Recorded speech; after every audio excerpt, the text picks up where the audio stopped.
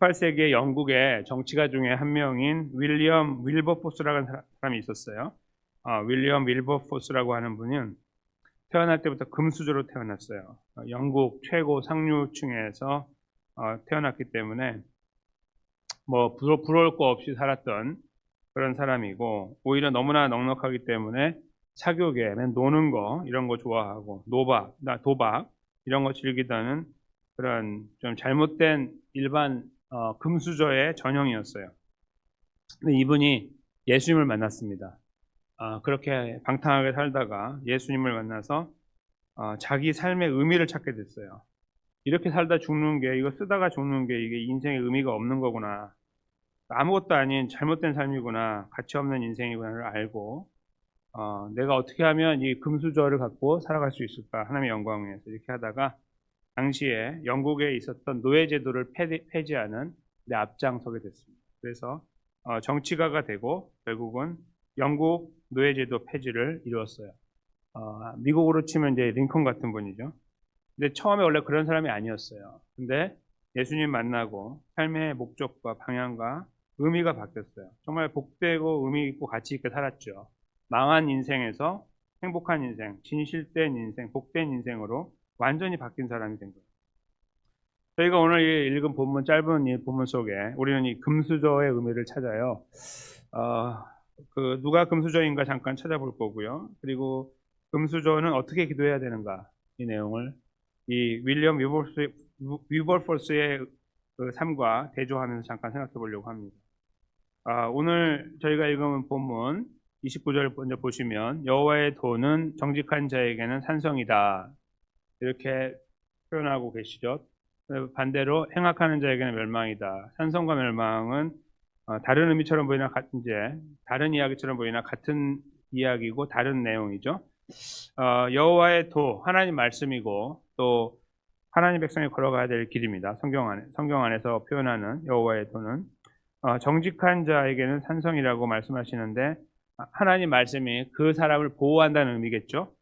그리고 행악하는 자, 악을 행하는 자에게는 그 말씀이 그를 징계하고 벌하기 때문에 멸망한다, 이렇게 이제 이해하게 됩니다. 근데 여기에서 한 가지 생각할 것은 정직한 자하고 행악하는 자를 비교하고 있다는 거예요. 원래 정직한 자의 반대는 부정직한 자죠. 그러니까 여호와의 도는 정직한 자에게는 산성이고 부정직한 자에게는 멸망이다, 이렇게 해야지 맞잖아요. 이 대꾸를 이루려면. 그런데 그렇지 않고 정직한 자와 행악하는 자를 비교하는 거, 왜 그럴까 생각을 잠깐 하게 됩니다. 뒤의 내용에 따르면 이것이 이제 설명이 되는데요. 뒤의 내용이 이렇게 돼 있죠. 의인은 영영이 요동되지 아니하여도 악인은 땅에 거하지 못하게 되느니라. 아멘. 이 뒷부분에 나와 있는 내용으로 이 비교의 의미가 이제 드러나게 되는 거예요. 앞에 있는 정직한 자는 결국 의인을 이야기하는 거고, 그리고 행악하는 자는 악인을 이야기하는 것이구나, 이렇게 이제 이해가 되는 거죠. 그래서 비교는 결국은 의인과 악인을 비교하고 있는 거예요, 이 본문에서. 그리고 저희가 지난 시간에도 계속 자문 안에 보면 이렇게 2절, 3절 이렇게 모아갖고 계속 진행이 되는데, 그 안에서 계속 이 비교가 돼요. 항상 악인과 의인 이렇게 비교하면서 가요. 그래서 그것을 다양한 용어로 바꿔가면서 계속 이야기를 하고 있는 거예요. 오늘도 지난 시간에 이어서 동일한 의미로 의인과 악인의 비교가 나타나고 있는 것이죠, 그렇게 볼 때. 근데 그 의인, 정직한 자라고 하는 그 부류의 사람은 하나님 말씀이 산성이 될 뿐만 아니라 동시에 그것 때문에 이동되지 않아요. 근데 30절에 보면 영영이 이동되지 않아요. 이동된다는 말은 움직인다는 뜻이고 변화된다는 뜻이고 바뀐다는 뜻이고, 근데 그것이 근원이 빼앗기는 것처럼 자기의 것들을 빼앗기게 되고 잃어버리게 되는 어떤 그런 의미로 사용된 거예요.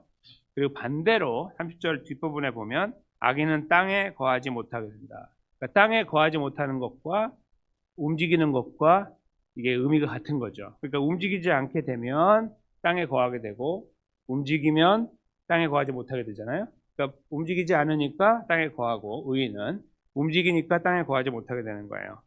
그러니까 정처 없이 다니는 존재, 아니면 망하게 되는 존재하고 같은 의미가 되는 겁니다.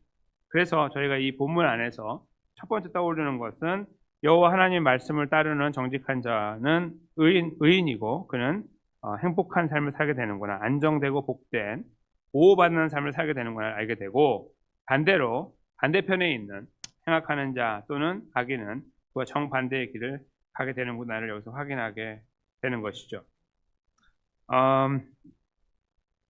근데 이것은 여기 표현하는 그 영령이라는 표현이 있잖아요. 그걸 통해 볼 때 그냥 잠깐 경험하는 삶이 아닌 거, 잠깐만 경험하는 복이 아니라는 것을 이제 확인하게 돼요. 뭔가 길게 가는 그것을 설명하고 있는 거다 하는 것을 여기서 발견하게 되면서, 여기 표현하는 복은 temporary, 영어로 temporary, 잠시뿐인 복이 아니라 지속되는 복을 표현하는 것이구나. 다른 말로 바꾸면 절대적인 복을 말하는 거예요. 그 의인들에게 주시는 하나님의 복은 그러하다는 것을 설명하게 되고, 반대로 절대적인 저주와 형벌이 악인들에게 주어진다는 것을 알게 돼요. 그러면 여기서 말하고 있는 그 정직한 자는 또는 의인은 누구를 말할까요? 반대에 있는 악인과 행악하는 자는 누구를 말할까요? 저희 생각에는, 저희는 이제 오랫동안 이 말씀을 들어오셨기 때문에 대본에 아시겠지만 결코 착한 사람을 말하는 게 아닙니다. 성품이 온화한 사람 말하는 것도 절대로 아니에요. 진실한 사람을 말하는 것도 아니에요. 선을 행하는 사람도 말하는 게 아니에요. 구제 잘하는 사람 말하는 게 절대로 아니에요. 여기서 말하는 의인, 하나님은 그런 분들을 의인으로 치부하지 않아요. 그렇게 여기지 않습니다. 관계 전혀 없고, 여기서 말하는 것은 이 잠언이 갖고 있는 흐름 속에서 파악하게 되는데, 바로 지혜로운 자를 말하는 거예요. 그러니까 지금 하나님께서 잠언 안에서는 지혜로운 자를 설명하고 계시는 쭉, 근데 그것을 항상 옆에서 설명할 때 의인과 반대의 악인, 또는 선을 행하는 자, 악을 행하는 자, 뭐 이런 식으로 나누어서 지혜로운 자를 설명하십니다. 근데 지혜로운 자는 저희가 잘 아는 대로 잠언 9장 10절에 어떤 자인지를 드러내요. 잠언 9장 10절을 보시면, 여호와를 경외하는 것이 지혜의 근본이요 거룩하신 자를 아는 것이 명철이니라. 이게 답이에요. 잠언을 읽으면서 다른 생각하지 말고 이거 붙잡고 읽어야 된다, 그 말이에요. 여기서 말하는 다 내용은 이런 거라는 거죠. 무슨 똑똑한 사람, 뭐 경험 많은 사람 이런 게 아니고, 착한 사람, 선한 사람 말하는 게 아니라 이 사람이 지혜롭고 이 사람이 명철한 사람, 이 사람이 의인이다라고 선포하고 계시는 거예요. 그래서 그 관점으로 이 본문을 다시 읽으면, 의인, 정직한 자는 결국 여호와를 지혜로운 자라 말하는데, 그는 여호와 하나님을 경외하는 자구나, 이렇게 이제 연결해서 이해가 되는 것입니다. 그 여호와를 경외한다는 말은 당연히 인정하는 자를 말, 하나님을 인정하는 거예요. 하나님 살아계심과 창조주 되심과 주관자 되심을 인정하고 살아가는 것, 그것이 바로 여호와를 경외하는 것이므로, 그런 자가 지혜로운 자이므로, 오늘 본문에 표현하고 있는 의인은 바로 그러한 자, 여호와 하나님을 인정하는 자라는 걸 알게 되고, 정직하다는 것도 그렇게 알게 돼요. 오늘 본문에는 힌트가 있는데, 그것은 바로 여호와의 도라는 것이 나왔죠. 여호와의 도를 붙잡고 가는 거예요. 이렇게. 왜냐하면 그걸 통해서 여호와를 인정하는 거니까. 창조주로 인정하고, 구원주로 인정하고, 그리고 마지막에 우리를 인도하는 분으로 인도하는 거예요. 성부 하나님으로 인정하고, 성자 예수님으로 인정하고, 성령 하나님으로 인정하는 거예요. 다른 말로 바꾸면. 그렇게 인정하는 자를 하나님 말씀은 지혜로운 자, 의인, 그리고 정직한 자라고 선포하고 있고, 그들에게는 절대적인 복이 주어졌다라는 것을 말씀하고 있습니다. 그것이 어떻게 이루어졌습니까? 우리가 잘 아는 예수님의 십자가 부활로 이루어졌습니다. 정직한 자, 의인, 지혜로운 자를 세우기 위해서 예수님이 이 땅에 오셨고, 십자가 부활로 그 구원을 완성하셨습니다. 완전하고 더 이상 필요 없는, 두 번이 필요 없는 것으로 견고하게 마무리 지으셨습니다.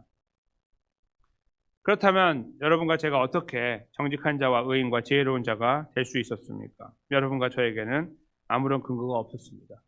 가족의 백그라운드가 우리를 만드는 것이 아닙니다. 부모의 기도가 우리를 만드는 것도 아니에요. 엄밀하게 따지면 오직 하나님의 은혜밖에 없습니다. 그 누구도 우리를 바꾸지 못하고, 우리의 환경과 상황과 몇 대째 내려오는 그리스도인의 가정이 바꾸는 것이 아닙니다. 그냥 하나님이 바꿔버리는 거예요. 하나님의 은혜라고 그래서 말하는 겁니다. 어떠한 공로도 없어요. 내가 기도하였기 때문입니다라고 말할 수 없는 것입니다. 하나님의 은혜가 우리를 사로잡아서 그 자리에 딱 세워놓은 거예요. 어떻게 다른 말로 바꾸면 금수저를 만든 거예요. 완벽하고 완전하고 변함없는 금수저를 우리를 딱 찍어내신 거예요. 그렇게 우리를 바꿔버리신 거예요. 이제 오늘 본문에서 저희가 의인을 생각하면 느끼게 되는 중요한 사실이 되는 겁니다. 그래서 우리는 여호와 하나님의 눈앞에 그 예수님의 십자가 부활 사건 때문에, 그리고 그 은혜 안에 머물고 있기 때문에 정직한 자, 의인, 지혜로운 자, 구원받은 자가 된 거죠. 세상의 지혜가 부족할 수 있고 환경이 열악할 수 있고 어려울 수 있습니다. 또 정직하지 못할 수도 있고 의인의 모습을 살지 못할 수도 있어요. 다 관계없습니다. 그것으로 이것을 만드는 것이 아니니까요. 착해야 되는 게 아니에요. 그것이 우리를 만드는 것이 절대로 아니기 때문입니다. 여호와 하나님의 눈에 우리가 그러하냐 그렇지 않냐가 유일한 조건이 되기 때문입니다. 은혜로 받은 그거, 우리에게 무료로 주신 이 놀라운 신분에 감사하면서 우리가 오늘을 살아가고 있는데 더 감사한 것은 우리가 오늘 그 하나님 앞에 나와왔다는 거예요. 이 자리에 나와서 우리는 기도하는 자가 되었다는 거죠. 이렇게 이 자리에 서 있는 것을 기뻐하고 즐거워하는 우리들에게 시편 1편에서 표현하고 있는 말씀이 한 가지인데 마지막 절인데 제가 여기 화면에 갖고 있지 않았는데 이런 표현이 있어요. 의인의 길은 여호와께서 인정하시나. 잘하는 말씀이죠. 악인의 길은 어떻게 됩니까? 망합니다. 이 부분을 읽을 때 어떤 분들은 이렇게 생각합니다. 우리가 그래서 하나님 말씀을 열심히 묵상해야 된다. 왜냐하면 의인은 하나님 말씀을 묵상하는 자라고 표현하고 있으니까 앞부분에서 반대자는 악인이라고 말하니까 천만의 말씀입니다. 그것 때문에 의인이 됐습니까? 아니에요. 은혜로 됐어요. 그것이 우리를 바꾸는 게 아니에요. 말씀 안 읽어도 우리가 의인의 신분을 박탈당하는 게 아니에요. 말씀을 아무리 읽어도 의인이 될 수 없어요. 악인은. 하나님이 정하신 거기 때문에. 그래서 그 말씀은 뭐냐면 금수저는 영원한 금수저로 찍어내는 거예요. 하나님께서. 절대로 바꾸지 않는다 그 말입니다. 그것을 하나님께서 주권으로 이루신다는 것이 시편 1편에서 굉장히 중요한 내용이에요. 오늘 본문도 그것과 일맥상통하는 거죠. 우리가 만드는 것이 아니라 은혜로 주어졌다는 거예요. 그것을 우리가 기억하고 그 생각에 깊이 몰입하는 사람이 성장하는 거예요. 그것을 깊이 몰입하고 내가 이거밖에 안 되는 연약한 존재에 벌레만도 못한데 하나님 여전히 나를 이렇게 은혜롭게 인도해 나가신다는 사실을 묵상을 깊이 하면 할수록 튀어 올라오는 거예요. 묵상이 저 밑으로 깊이 내려가야 돼요. 여기 위에서 이렇게 왔다 갔다 하면서 뭔가 우리 것을 꺼내면서 나도 의인이 될 만한 사람이고 나는 이렇게 착하게 하려고 노력하고 있고 부재하고 있고 선을 행하고 있고 이런 거 생각하면 은혜하고 전혀 관계없는 길에 서 있는 거예요. 은혜는 그냥 주어진 거예요. 금수저로 찍어낸 것과 같은 거예요.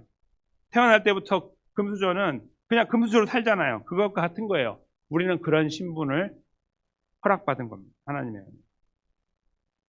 그 은혜에 감사함을 가지고 우리는 그렇지 못한데 계속 우리의 신분을 유지하시며 끝까지 우리를 놓지 않고 인도해 나가신 하나님의 이 강력한 이 장악력을 우리가 생각하면서 감사함을 고백해야 돼요.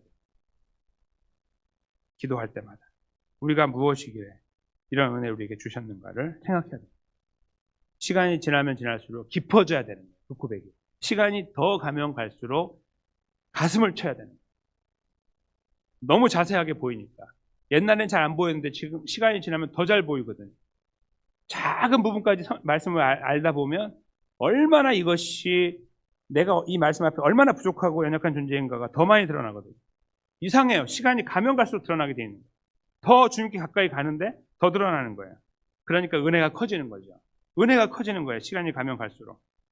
그래서 그 은혜 앞에 우리가 서 있는 것이 감사한 것이죠. 그렇죠? 이 무한한 사랑에 힘입어 우리가 하나님의 은혜로 하나님의 백성, 금수저가 되었다는 사실에 먼저 우리가 감격해야 됩니다. 그리고 그것을 감격할 수 있을 때 우리는 기도할 수 있습니다. 우리 같은 자를 그렇게 택하시고 여기까지 책임지고 인도하셨다는 사실이 너무나 감사하기 때문에 기도할 수 있는 거예요. 예수님의 이름으로 성령님의 능력으로 하나님 아버지께 기도합니다. 근데 오늘은 특별히 우리가 기도하는 내용 중에 이 내용도 생각했으면 좋겠습니다. 아까 윌리엄 위버폴스가 이루었던 삶에 대한 내용이에요. 의인으로 만드신 하나님의 은혜에 감사하는 것. 자기를 지혜로운 자에 세워주신 것. 모든 사회적인 배경이 아니라 그냥 그렇게 예수님의 십자가와 부활로 구원하심에 감사하면서 내가 이렇게 살 수 없다라고 생각하고 아버지를 바라보면서 기도하면서 삶의 방향을 틀었던 것처럼 우리의 기도의 내용 속에서도 어찌하면 우리가 하나님의 은혜를 입은 자처럼 더 진실되고 책임 있는 존재로 성실하게 하나님 백성의 걸음을 걸어갈 것입니다. 이 부분도 우리의 기도 속에 항상 담겨 있어야 돼요. 먹고 사는 문제, 앞으로 가는 문제, 내 문제만 기도하는 것이 아니라 너무 이기적인 혼자만을 위한 인생을 사는 것이 아니죠. 굉장히 가치가 굉장히 얕은 거예요. 이 사람이 갖고 있는 생각처럼 완전히 탈바꿈돼야 되는 거예요. 내가 이렇게 살 수 없다는 거죠. 내가 어떻게 하든지 누군가를 구제하는 문제가 아닙니다. 하나님의 영광 위에 사는 것을 생각해야 돼요. 어떻게 하면 내가 하나님의 영광에서 더 진실하게 살아갈 수 있을까? 이것이 우리 기도 속에 담겨야 됩니다. 항상 담겨야 돼요.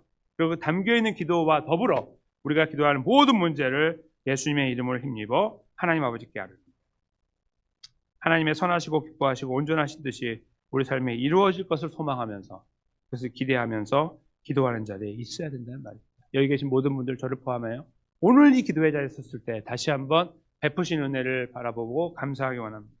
그 앞에 진실하게 서기 원하고 그 깊이 은혜 깊은 자리에 더 깊이 들어가는 기회가 되기 원하고 그거 위해서 우리의 삶을 모두 다 모든 문제와 근심과 걱정을 우리 아버지께 다 아뢰고 더불어 우리가 더 진실하고 정직하고 최선을 다한 성실한 하나님의 백성의 모습으로 걸어갈 수 있도록 은혜를 베풀어 주시도록 주님 앞에 간절히 구하는 그런 복되고 가치 있는 그런 기도의 자리에 세워져야 될 거라고 믿습니다. 그런 은혜 저희는 감당할 수 없지만 다시 예수님 바라보고 의지하면서 믿음으로 그 기도의 걸음을 기도의 시간을 함께 가져나가기를 간절히 소망하고 예수님의 이름으로 그렇게 축원합니다.